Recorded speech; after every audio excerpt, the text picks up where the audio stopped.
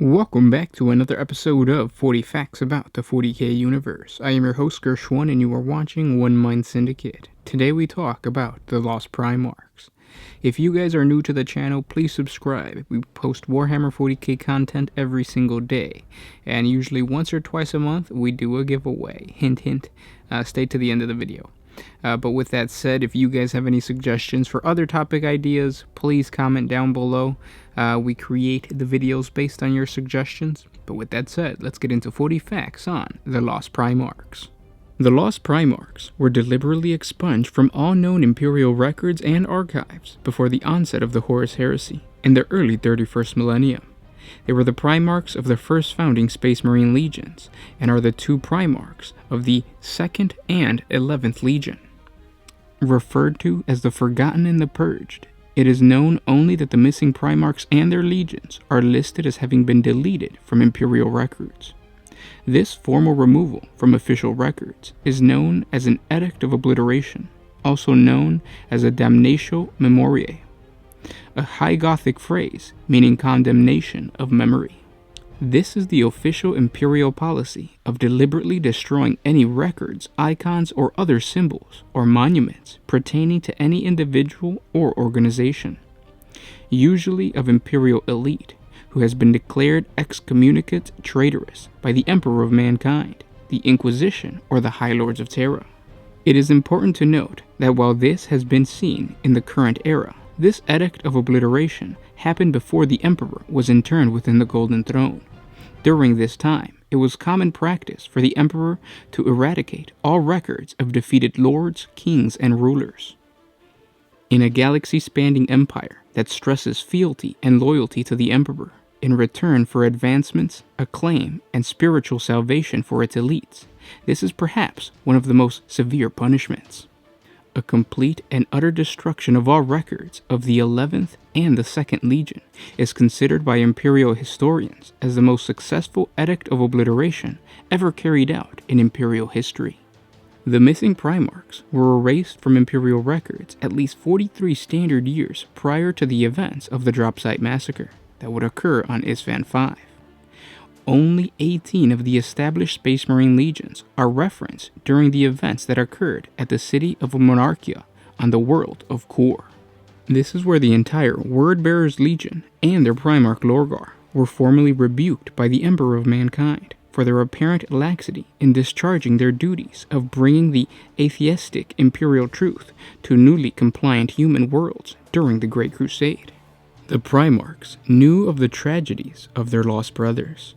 This can be seen when the Imperial Fist Primarch, Rogal Dorn, visits the Cath Mandu precinct of the Imperial Palace and comes upon a series of pillars with plinths that contain life-size statues of the Space Marine Legion's Primarchs. Rogal Dorn speaks of the 2nd and the 11th plinths being vacant, comparing what had happened to his brothers as aberrations, had they in fact been warnings that no one had heeded.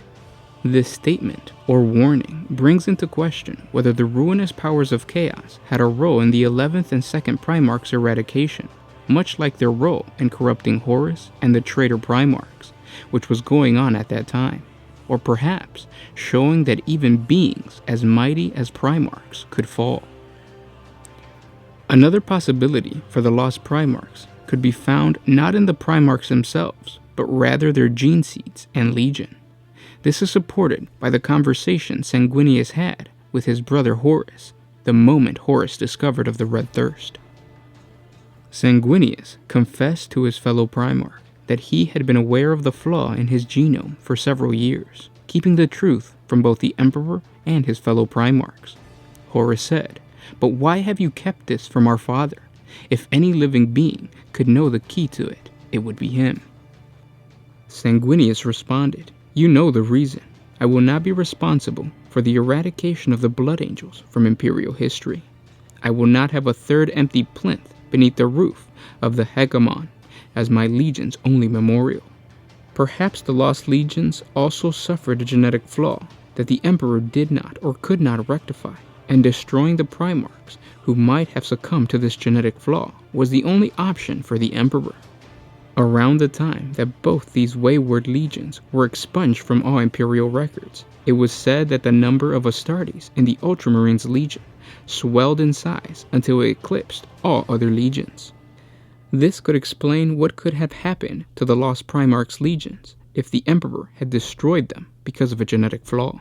It is not known if this is merely speculation or if it is established fact that the 11th and 2nd Legions of Space Marines were inducted into other legions after they were officially expunged from Imperial records, especially if they suffered from a genetic flaw. In the novel Mechanicum, a conversation between Imperial Fist Primarch Rogal Dorn and Malcador the Sigillite in regards to the war on Mars and the heresy, Dorn states that he could defend his position would he have 15 rather than 13 legions. Malcador responds to Dorn by saying, "Do not even think it, my friend. They are lost to us forever." Of course, he is referring to the 2 lost legions, and this implies that perhaps the other 2 legions still exist and are not completely destroyed or absorbed into other legions, possibly crusading on their own or hiding somewhere in the Milky Way galaxy. Was Dorn tempted to seek his lost brothers to aid them in their fight against the traitors? Following his terrible wounding on the moon of the world of Davin by the chaotic weapon known as the Kindbrak Anathem, the Primarch Horus, in a chaos-induced vision, apparently went back in time to the Emperor's gene laboratory beneath the Himalayan mountains. Horus saw the incubation capsule of the 11th Primarch before the Primarchs were scattered through the warp. He stopped by the tank with the 11th stencil upon it, feeling the untapped glories that might have lain ahead for what grew within, but knowing that they would never come to pass. This has 2 potential meanings. The first is that Horus knows and feels sorrow that his brother, the 11th Primarch, will suffer a terrible catastrophe before he can fight alongside him on the Great Crusade. The second is that perhaps when Horus touched the capsule, he unintentionally corrupted the Primarch because of the chaotic power surging through him, coming from the chaotic weapon that allowed him to have this vision. And those were 40 facts on the Lost Primarchs. These are some of the more important facts that I have found on the Lost Primarchs, but there's more. If you visit the wiki page on the Lost Primarchs, there is more info there, but it all seems to point to the same conclusions. But before I get to those conclusions, I have a special message for you guys. What is up, guys? It is the Sound Alchemist here with Gersh1! and we're here to bring you some epic news. Gersh, let them know what it is. We have another giveaway for you guys because 8th edition has rolled around and the amazing box sets have come through. We have a giveaway for the Dark Imperium! Whoop, whoop, whoop. This comes with Primarchs Marines, everybody's favorite. Plague Marines, nobody's favorite because they have small holes. Nobody likes small holes. I like small holes. And it's got the rule book in here, which everybody needs. If you guys want to win this, simply comment down below, hit the like button, and subscribe to the channel. Hit the little notification button. It's the little bell button right next to subscribe if you're already subscribed. That will help us. Please leave a comment down below so you guys can actually win this awesomeness. But be careful because the warp is a very scary thing. And the warp tends to invade our comment section. So don't spam because your comments will be sucked into it. So leave something meaningful. Maybe a little kiss for one of us. Or not. But anyway, comment down below, like, and subscribe for your chance to win this bad boy. And thank you guys so much for watching our videos. Because of you guys, we can continue to give things away like this. That's right. And as always, I'm the Sound Alchemist. Gersh1! And nobody else. And we're... box. Signing out. Good luck in the participation of this awesome giveaway. Perhaps you can use these Primarchs Marines to start up your own Lost Legion. But with that said, I want to go back to the possible conclusions as far as what happened to the Lost Primarchs. And you guys are more than welcome to, comment with your responses to what you believe actually happened to the Lost Primarchs, or what you think of my speculation. That, of course, is going to count towards your submission for the box set giveaway. But either way, the first conclusion is that whatever happened to the Lost Primarchs, at least one was purposefully destroyed by the Emperor. Rogel Dorn, Horus, Sanguinius, and Lemanrus all speak about the lost Primarchs as if they fought next to them, and they know that they were expunged from Imperial records because of something that the Emperor did. That's why Sanguinius fears that the Emperor will find out about the Red Thirst. Lemanrus states that it has not been the first time that he has actually seen Space Marines against Space Marines. Now, this could possibly mean that Lemanrus actually fought other Space Marines, specifically the World Eaters, before the battle on the Burning of Prospero. But either way, it kind of points to the Emperor given an order to destroy a Primarch that's already been found and is already part of the Great Crusade. With that said, now we have to look at whether we actually believe that the Emperor would have actually killed a Primarch. And to do that, there's two important scenarios that happen in history that we have to look at. The first is that the Primarchs were always seen by the Emperor, or were supposed to be, tools for the Emperor to use to advance humanity, to lead the Great Crusade, basically. They were his generals. Much like the Thunder Warriors, they were tools. And at the end of the project, so in other words, at the end of the Great Crusade, they were going to be exterminated much like the Thunder Warriors. The Thunder Warriors, after the Unification Wars, they were destroyed by the Emperor himself. So this paints a picture of the Emperor not really caring too much about his sons in terms of them living or dying. They were there to fulfill a purpose. But that kind of contradicts another situation that happened during the Horus Heresy at the end, when the Emperor and Horus confront each other. They basically battle each other to the death, but the Emperor doesn't want to kill Horus. He feels sorrow for Horus. He feels sad that he has been corrupted. And you would think that in that battle, if the Emperor had already killed a Primarch beforehand, he would find it much easier to kill Horus. Now, of course, you can make the argument that Horus was supposed to be the cream of the crop. He was supposed to be the best, the favorite son, so maybe that's why the Emperor found it so difficult to kill Horus, or at least, not completely just, gun him down right when they encountered each other. But it does kind of bring into question of, you see him have sorrow for his Primarchs, but you know that he sees those Primarchs as just tools. So there still is a possibility that the Primarch was not killed by the Emperor, but rather exiled, stripped of all his glory and his power, but knowing that he is a superhuman being, the Emperor felt comfortable pushing him outside of the Milky Way galaxy, and knowing that he wouldn't die.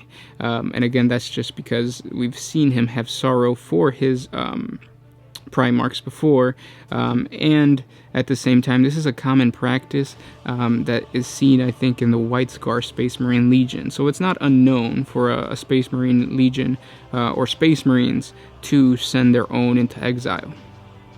Now, the reason for the exile could be anywhere from chaotic corruption because of Horus infecting the capsule. It could have been chaotic corruption, just like Lorgar. Lorgar landed on a planet that was already infested with chaos. Same thing could have happened to the 11th or the 2nd Legion, or Primarch. So that might be a possibility. And another possibility is the idea that perhaps this Primarch did not see the Emperor's Great Crusade as something good for the Imperium, especially not something good for him. Maybe he understood that humanity was weak. Maybe he understood that they were just tools, and at the end, they were going to be eradicated by the Emperor, perhaps. And seeing this or learning about this, he might have just decided to step away from the Emperor, and the Emperor, instead of killing him, let him leave and leave the Milky Way galaxy. And the most probable reason why a Primarch would be exiled or killed has to come down to the gene flaw. The Primarch probably had some type of gene flaw. Either one or both Primarchs had to have had some type of gene flaw. Because if you look at all Space Marines, most Space Marine legions have some type of flaw. And it's a flaw that manifested pretty quickly on. Blood Angels, Red Thirst, Space Wolves, the Wolfen Curse, and even if you look at something like the Raven Guard, they have pale skin because there's a certain type of organ doesn't work properly. So malfunctioning organs does exist within the gene seeds of the Primarchs. Maybe it doesn't affect the Primarchs because Leman Russ was not affected by the Wolfen Curse and Sanguinius was not affected by the Red Thirst. But perhaps this Primarch or both Primarchs did succumb to some genetic flaw before the Emperor even encountered them. So once the Great Crusade reached these lost Primarchs, the Emperor saw that their Primarch, or his Primarch, was just mutated, or some type of genetic flaw altered his mind. And that could be a possible, or more than likely, the reason for the killing or the excommunication of that Primarch. But again, these are just the outcomes that I was able to come up with based on what GW has given us so far. Will GW ever give us the full story of the Lost Primarchs and what happened to them? I hope not, because if they did, whatever result happened or whatever outcome happened to the Lost Primarchs, it would be a letdown to us as fans of the lore. There are still more theories out there as far as what happened to the Lost Primarchs, and we're going to touch on them as we progress, as we learn about them. There's a theory out there that one of the Primarchs was actually a female, which is interesting, and we're going to create a video for that, but that's later on the road. So subscribe to the channel for that. Subscribe to the channel to make sure to get notified whether you win this awesome prize or not. And yeah, guys, thank you so much for liking, commenting, and sharing. Share this on Facebook, Twitter, or whatever social media you use so that you can spread the word of the Lost Primarchs. And I'll catch you guys tomorrow. This was Gershwin with One Mind Syndicate, signing out.